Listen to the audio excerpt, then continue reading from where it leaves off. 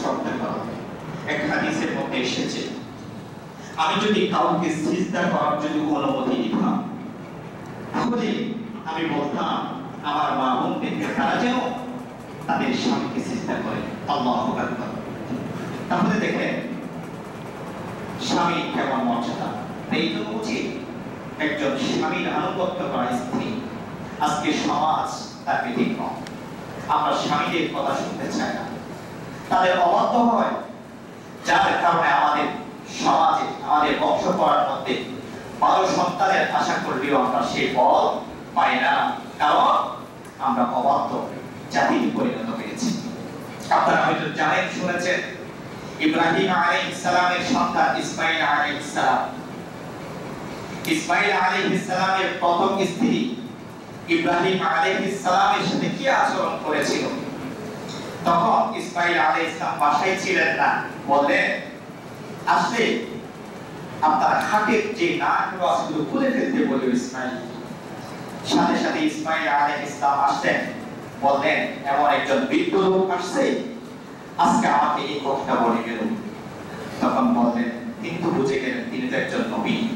সাথে সাথে তাকে তারা দিয়ে দিয়েছেন। তার কারণ তিনি স্বামীর অবাধ্য, স্বামীর সাথে খারাপ, স্বামীর সাথে মন্দ মন্তব্য করেছেন। তাই জন্য একজন স্বামী স্ত্রীর জন্য গুরুত্বপূর্ণ একজন অভিভাবক। তাই জন্য আমাদের মা বোনকে উচিত তাদের আনুগত্যশীল হওয়া এবং তাদের কথা মেনে চলা এবং তাদের সাথে ভালো সম্পর্ক তৈরি করা। এরপরে দেখেন আত্মীয়তার সম্পর্ক, এটা খুবই গুরুত্বপূর্ণ। আজকে সমাজের দিকে তাকান, আমাদের আত্মীয়তার সম্পর্কে এত দূর ব্যবস্থা যা আমরা ভাষায় প্রকাশ করতে পারবো না।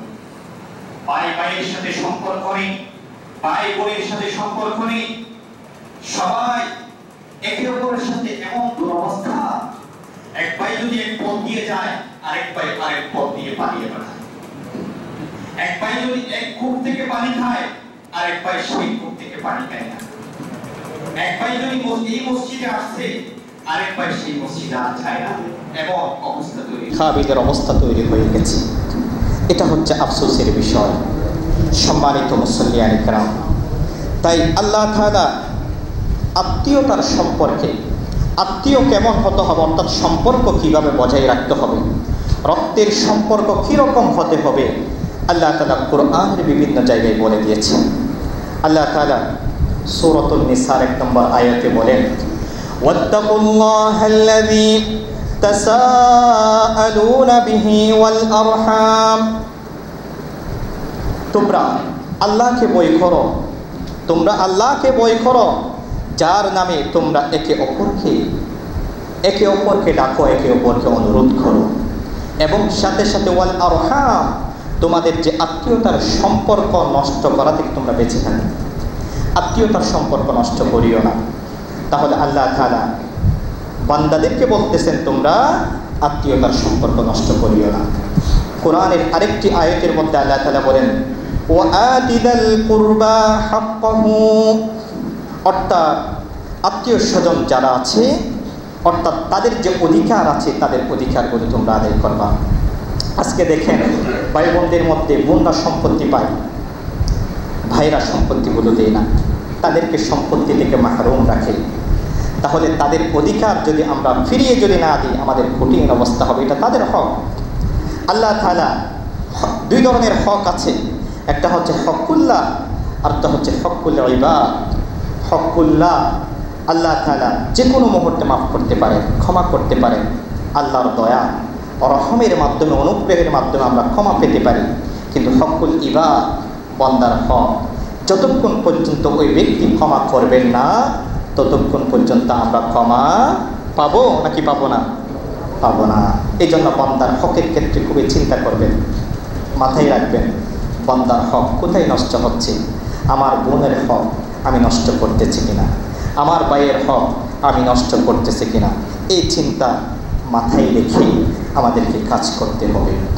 কোরআনের আরেকটি আয়াতের মধ্যে আল্লাহ তাআলা বলেন, আল্লাযীনা ইয়াসিলুনা মা আমারাল্লাহু বিহি আন ইউসালা ওয়া ইয়াখশাউনা রাব্বাহুম যারা সেই সম্পর্ক বজায় রাখে যা আল্লাহ তাআলা বজায় রাখার আদেশ দিয়েছেন, তারাই প্রকৃতপক্ষে আল্লাহকে ভয় করে।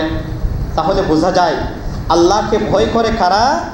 যারা আত্মীয় স্বজনের হক আদায় করে যথাযথভাবে, তারা বেশি আল্লাহকে ভয় করে। আল্লাহ ভয় করার অন্যতম একটি মাধ্যম হচ্ছে আত্মীয় স্বজনদের হক যথাযথভাবে আদায় করা। এরপরে রাসূলুল্লাহ সাল্লাল্লাহু আলাইহি ওয়াসাল্লাম, বুখারী মুসলিমের একটি হাদিসের মধ্যে এসেছে, আল্লাহ রাসূল বলেন, মান কানা ইউমিনু বিল্লাহি ওয়াল ইয়াউমিল আখির ফালইয়াসিল রাহিমাহু। যে ব্যক্তি আল্লাহ তাআলার প্রতি এবং পরকালের জীবনের প্রতি পূর্ণ আস্থা রাখে, ঈমান রাখে, সে যেন আত্মীয়তার যে বন্ধন আছে সেটা বজায় রাখে। তাহলে বোঝা যায় যার ভিতর আল্লাহর প্রতি পূর্ণ আস্থা আছে, পরকালের জীবনের ভয়, পরকালের প্রতি ঈমান আছে, বিশ্বাস আছে, তাদের উচিত অর্থাৎ তারা যেন আত্মীয়তার সম্পর্ক বজায় রাখে, রক্তের বন্ধন যেন তারা ঠিক রাখে। তাহলে এটা দ্বারা আমরা কি বুঝলাম? এটা আমাদের উচিত আত্মীয়তার সম্পর্ক বজায় রাখা। এরপরে যারা আত্মীয়তার সম্পর্ক বজায় রাখে না, তাদের কি অবস্থা হবে এই সম্পর্কে আল্লাহ রাসূল সাল্লাল্লাহু আলাইহি ওয়াসাল্লাম বলেন, লা ইয়াদখুলুল জান্নাতা কাতিউন রহিম। আল্লাহ রাসূল সাল্লাল্লাহু আলাইহি ওয়াসাল্লাম বললেন, যারা আত্মীয়তার সম্পর্ক ছিন্ন করে, সম্পর্ক বন্ধনকে ঠিক রাখে না, তাদের ব্যাপারে আল্লাহ রাসূল বললেন অর্থাৎ তারা জান্নাতে প্রবেশ করতে পারবে না। আপনারাই বলুন, আমরা জান্নাত পেতে চাই নাকি পেতে চাই না? চাই না মনে হয়, আওয়াজ অনেক ছোট। আমরা জান্নাত পেতে চাই না? জান্নাত যদি পেতে চাই আজকে থেকে নিয়ত করে নেবেন, বাসায় গিয়ে দেখবেন আপনার আত্মীয় স্বজন কোথায় আছে, কাছে যদি তাকে কোলাকুলি করে নেবেন, মুসাফাহা করে নেবেন, বুকে একটু নিয়ে নেবেন। পারবেন না ইনশাআল্লাহ? যদি দূরে থাকে ফোন করবেন, মোবাইলে বলবেন, ভাই দীর্ঘদিন সম্পর্ক ছিন্ন ছিল, করেছিলাম দুনিয়ার সম্পত্তির লোভে পড়ে, আজকে আমাকে ক্ষমা করে দিন। আজকে সম্পর্ক আমরা তৈরি করে নিই, আজকে থেকে আমরা আত্মীয়তার সম্পর্ক ছিন্ন করব না। এটা হচ্ছে রাসূল সাল্লাল্লাহু আলাইহি ওয়াসাল্লামের শিক্ষা উম্মতের জন্য, যেই কথাটা আম্মা জান হযরত খাদিজা রাদিয়াল্লাহু তাআলা আনহা বলেছিলেন। তাই ইনশাআল্লাহ আমরা পারবো তো? আজকে থেকে আমরা আত্মীয়তার সম্পর্ক বজায় রাখার চেষ্টা করবো তো ইনশাআল্লাহ।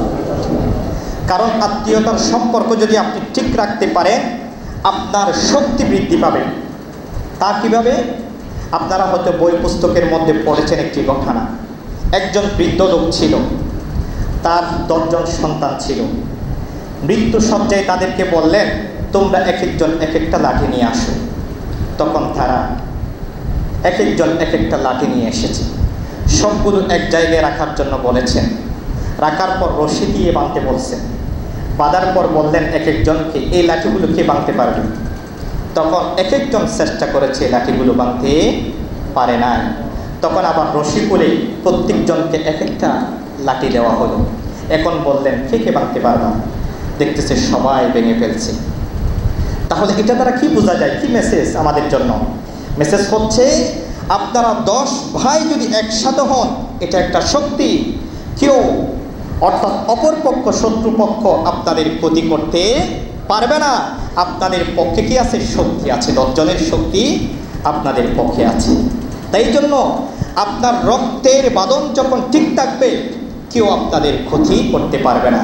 যখন রক্তের বাঁধনের মধ্যে ফাটল তৈরি হবে, তখন শত্রুরা খুঁজে নেবে, তারা তো এখন বন্ধন ঠিক নেই, এখন আমরা তাদেরকে ক্ষতি করতে পারবো। তখন তারা কি করবে? আপনাকে এর কথা বোঝাবে, বিপরীত কথা ওকে বিপরীত কথা বোঝাবে।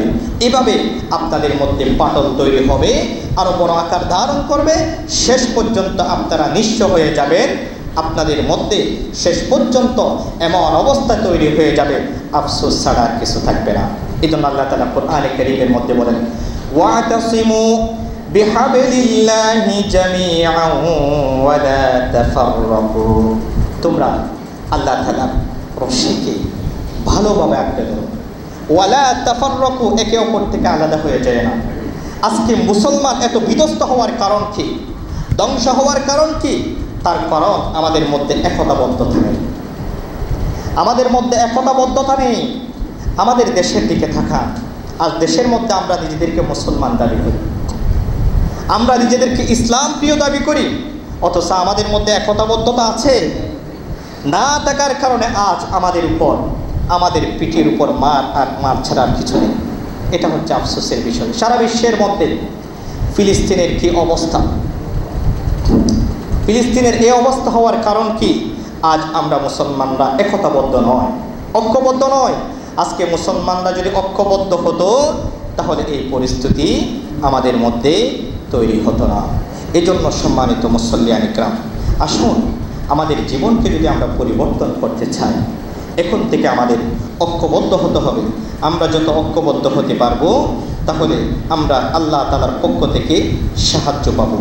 আল্লাহ তাআলার সাহায্য আমাদের জন্য অবধারিত হয়ে দাঁড়াবে। এরপরে দ্বিতীয় নম্বর যে বিষয়টা বললাম, ওয়াতাহমিলুল কাল, অসহায় দুর্বলদের দায়িত্ব আপনি বহন করেছেন। সমাজের মধ্যে অনেক অসহায় ব্যক্তি আছে নাকি নাই? দুর্বল ব্যক্তি আছে কিনা নাই? আজকে আমরা সমাজের মধ্যে, সমাজের দিকে যদি তাকাই দেখি, সবল যারা আছে তাদের দায়িত্ব আমরা নিতে চাই, যারা দুর্বল আছে তাদেরকে আমরা দূরে ঠেলে দিই। আজকে খাবারের আয়োজন করেছেন, অ্যারেঞ্জমেন্ট করেছেন, তাহলে সেখানে আমরা দাওয়াত দিই কাদেরকে? যারা বড় ব্যক্তি আছে তাদেরকে। অথচ আপনার আত্মীয় স্বজন যারা অসহায় দুর্বল, আমরা তাদেরকে আপ্যায়ন করা থেকে অনেক দূরে আছি। আপনার একজন ভাই অভাবে কাতরাচ্ছে, অথচ আপনার কোটি কোটি টাকা, আপনার কোনো খবর নেই অসহায় ব্যক্তিকে সাহায্য করা, কিন্তু অথচ আপনি বিভিন্ন শিল্পপতিদেরকে আপনার বাসায় এনে দাওয়াত দিচ্ছেন। এটা হচ্ছে আফসোসের বিষয়।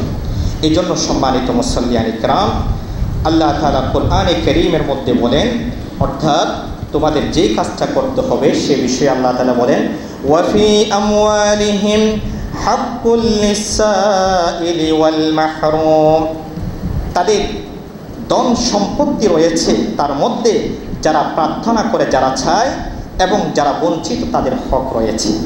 আল্লাহ তাআলা আপনাকে সম্পত্তি দিয়েছে, এটা আল্লাহর অনুগ্রহ নাকি নয়? আল্লাহ আপনাকে আমাকে সম্পত্তি দিয়েছে, এটা আল্লাহর অনুগ্রহ নাকি নয়? আল্লাহর অনুগ্রহ, আল্লাহর দয়ায় আপনি এত সম্পদশালী হয়েছেন। এই সম্পত্তির মধ্যে যারা দুর্বল, যারা অসহায়, তাদের হক আছে নাকি নাই? নাই মনে হয়। আল্লাহ নিজেই বলতেছেন তাদের হক আছে, তাদের হক আছে। এই হকগুলো তোমাদের আদায় করতে হবে। এরপর আল্লাহ রাসূল সাল্লাল্লাহু আলাইহি ওয়াসাল্লামের হাদিসের মধ্যে এসেছে, ইরহামু মান ফিল আরদি ইয়ারহামুকুম মান ফিস সামা, তোমাদের যাদের পৃথিবীতে দেখতে পাও তাদের প্রতি দয়া করো, আসমানের মালিক তোমাদের প্রতি দয়া করবেন। তাহলে আমরা যদি দুনিয়ার মানুষের প্রতি যদি আমরা যদি দয়া দেখাতে পারি, অনুগ্রহ দেখাইতে পারি, তাদেরকে যদি সহযোগিতা করতে পারি, আল্লাহ আমাদেরকে কি করবেন? সাহায্য করবেন। আল্লাহর সাহায্য পেতে চাই কিনা আমরা? আল্লাহর সাহায্য যদি পেতে চাই, এখন থেকে যারা সমাজে দুর্বল অসহায়, আমরা তাদেরকে সাহায্য করব। আরেক হাদিসের মধ্যে এসেছে, আল্লাহ রাসূল সাল্লাল্লাহু আলাইহি ওয়াসাল্লাম বলেছেন, অর্থাৎ তোমরা দুর্বলদেরকে, অর্থাৎ দুর্বলদের মাধ্যমে তোমরা আল্লাহ তাআলার পক্ষ থেকে সাহায্য পাচ্ছ এবং আল্লাহ তাআলার পক্ষ থেকে তোমরা রিজিক পাচ্ছ। দুর্বলদের কারণে, অসহায়দের কারণে, এই কথাটা আরেক হাদিসের মধ্যে এসেছে। এই জন্য আপনাদের প্রতি আরজ থাকবে, আমরা অসহায় যারা আছে, সমাজে দুর্বল যারা আছে, তাদেরকে আমরা সার্বিক সহযোগিতা করব। এরপরে দেখেন রাসূল হযরত খাদিজা রাদিয়াল্লাহু তাআলা যে কথাটা বললেন, অর্থাৎ নিঃস্বকে সাহায্য করা, অসহায় ব্যক্তিদেরকে সাহায্য করা। অসহায় ব্যক্তিদেরকে সাহায্য করার জন্য রাসূল সাল্লাল্লাহু আলাইহি ওয়াসাল্লাম তখন থেকে, অর্থাৎ নবী হওয়ার পূর্বে থেকে তাদেরকে সার্বিক সহযোগিতা করতেন এবং এমনকি তাদেরকে সহযোগিতা করার জন্য একটি সংগঠন তৈরি হয়েছে, যে সংগঠনের নাম ছিল হিলফুল ফুজুল। কেন? যারা সমাজের অসহায়, দরিদ্র, মিসকিন, তাদের সহযোগিতা প্রয়োজন, এই জন্য তাদেরকে সার্বিক সহযোগিতা করতেন। এরপরে যে বিষয়টা বলা হয়েছে মেহমান নওয়াজি করা, কারণ মেহমান নওয়াজি করা এটা খুবই গুরুত্বপূর্ণ একটা বিষয়। আজকে আমাদের মাঝে সমাজে মেহমানদারির প্রথা উঠে গেছে, অথচ এটা রাসূল সাল্লাল্লাহু আলাইহি ওয়াসাল্লামের গুরুত্বপূর্ণ একটি সুন্নাহ। এই সুন্নাহ থেকে আমরা অনেক দূরে চলে গেছি। একটা হাদিসের মধ্যে এসেছে, আল্লাহ রাসূল সাল্লাল্লাহু আলাইহি ওয়াসাল্লাম বলেছেন, অর্থাৎ একজন মুসলমান আরেকজন মুসলমানের উপর 6টি হক আছে। এর মধ্যে একটি হক হচ্ছে অর্থাৎ তোমরা যারা তৃষ্ণার্ত অবস্থায় আছে তাদেরকে তোমরা পান করাও। তোমরা পান করাও যারা অসহায় দরিদ্র, অর্থাৎ তোমরা যারা মেহমান আসবে তাদেরকে মেহমানদারি না করে তোমরা তাদেরকে ফেরত দিও না। একটি ঘটনা মনে পড়ে গেল। উম্মে সালামা রাদিয়াল্লাহু তাআলা আনহা, আল্লাহ রাসূলের একজন স্ত্রী। ওনার ঘরের মধ্যে কিছু খাবারের ব্যবস্থা ছিল, আল্লাহ রাসূলের জন্য রেখেছিলেন। তখন প্রতিমধ্যে আল্লাহ রাসূল আসার পূর্বে একজন ভিক্ষুক চলে আসলো, আল্লাহর ওয়াস্তে যদি কিছু থাকে আমাকে কিছু দেন। তখন তিনি চিন্তা করলেন, এই খাবারটা যদি ওনাকে দিয়ে দিই আল্লাহ রাসূলকে আমি কী দিব। তখন তিনি চিন্তা করলেন, আজকের জন্য আপনি মাফ করেন, আরেকদিন আসেন। তখন ভিক্ষুক চলে গেল। চলে যাওয়ার পর আল্লাহ রাসূল আসলেন। আসার পর জিজ্ঞেস করলেন, উম্মে সালামা, খাওয়ার জন্য কি কিছু আছে? যদি থাকে কিছু দিতে পারো। তখন তিনি আল্লাহ রাসূলের খাওয়ার জন্য রান্না করে গেলেন। যাওয়ার পর গোস্তের টুকরা রেখেছিলেন। ওই গোস্তের টুকরার দিকে তাকিয়ে দেখতে পেলেন ওই গোস্তের টুকরা পাথর হয়ে গেছে। গোস্তের টুকরা কি হয়ে গেছে? পাথর হয়ে গেছে। পাথর হয়ে যাওয়ার পর এই দৃশ্য কি হয়েছে? তখন আল্লাহ রাসূলকে বললেন বিষয়টা বুঝিয়ে, ইয়া রাসূলুল্লাহ, এই গোস্তের টুকরা তো পাথর হয়ে গেছে। তখন আল্লাহ রাসূল জিজ্ঞেস করলেন, বাসায় কি কেউ এসেছিল? তখন বললেন, একজন ভিক্ষুক এসেছিল, আমি তো ওনাকে কিছু দিতে পারিনি। কেন এই কাজ করলাম? বাসায় কোনো একটা জিনিস থাকলেও তো তাকে দিয়ে দিতাম, এটা তোমার জন্য কল্যাণকর হতো। তাহলে এটা দ্বারা কি মেসেজ বোঝা যাচ্ছে? অর্থাৎ আল্লাহ রাসূল সাল্লাল্লাহু আলাইহি ওয়াসাল্লাম এই জিনিসটা বোঝাতে চাচ্ছেন, অর্থাৎ কোনো মানুষ সেই ভিক্ষুক হোক তাকে ফেরত দিও না, কিছু যদি থাকে তা তুমি তাকে দিয়ে দাও। আজকে আমাদের সমাজ এরকম হয়ে গেছে, আমাদের অট্টালিকা সম্পদ আছে, অনেক কিছু আছে, আমরা ভিক্ষুক অসহায় ব্যক্তিদেরকে কিছু দিতে চাই না, সবগুলো জমা রাখার চেষ্টা করি। সব কিছু যদি আমরা জমা রাখি আমাদের কি অবস্থা হবে? কারুনের অবস্থা হবে। কারুনের কি অবস্থা হয়েছিল? তার সম্পত্তি সে জমা করেছিল, অর্থাৎ তাকে মূসা আলাইহিস সালাম বলেছিলেন তুমি আল্লাহর দেওয়া সম্পদ থেকে খরচ করো। তখন সে বলেছিল এই সম্পদ আমি কষ্টের মাধ্যমে, প্রচেষ্টার মাধ্যমে আমি জমা করেছি, এই সম্পদ কেন আমি মানুষকে বিলীন করব। তখন সাথে সাথে মূসা আলাইহিস সালাম বদদুয়া করেছেন, তার সম্পত্তি সহ তাকে সহ নিম্নবহরে আল্লাহ তাআলা কি করেছেন? আযাবের চিহ্ন মানুষ